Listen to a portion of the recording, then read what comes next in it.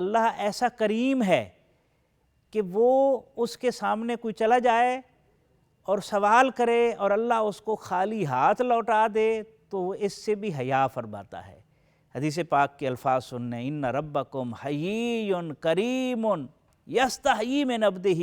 اذا رفع یدہ الیہ ان یردہما صفرا، کہ اللہ بے شک تمہارا رب زندہ ہے، کرم کی صفات سے متصف ہے،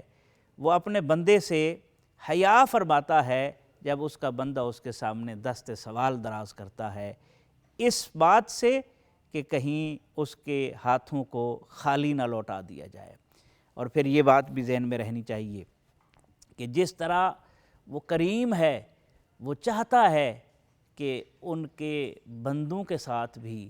اس کی مخلوق کے ساتھ بھی کرم کا معاملہ کیا جائے، اور اگر کوئی اس کی مخلوق کے ساتھ کرم کا معاملہ کرتا ہے، اللہ تعالیٰ اپنے کرم کے دروازے اس کے اوپر کھول دیتا ہے۔ آپ دیکھیں تو صحیح کہ اگر کوئی پیاسے کتے کو کوئی ایسی عورت بھی اس کو پانی پلا دے جس کا زندگی کے حسن سے تعلق نہ ہو، تو اللہ تعالیٰ تو اس کو بھی بخش دیتا ہے۔ اسی طرح پیاسے کتے کو پانی پلانے والا کوئی مسافر اگر یہ فریضہ سر انجام دے، اللہ اس کو بھی بخش دیتا ہے۔ اور اسی طرح جو اس نے ہمیں رسول عطا فرمائے، اس نے تو کرم کے ایسے مظاہر پیش کیے، وہ بدر کا موقع ہو، وہ احد کا موقع ہو، وہ طائف کا موقع ہو، وہ حدیبیہ کا موقع ہو، وہ فتح مکہ کا موقع ہو، ہر موقع پر کرم ہی کرم نظر آتا ہے۔ ہم تو ایسی ذاتوں سے وابستہ ہیں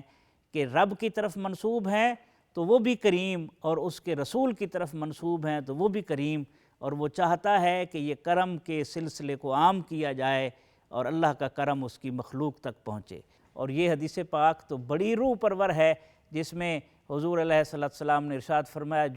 جو بندہ اپنے بھائی کی ضرورت کی تکمیل میں لگ جاتا ہے، اللہ کا کرم اس بندے کی ضرورتوں کی تکمیل میں لگ جاتا ہے۔ اللہ کی بارگاہ میں دعا کرتے ہیں یہ کرم کا وصف ہمیں نصیب ہو، اور خصوصاً وہ کرم جو علم کے راستے پر چلے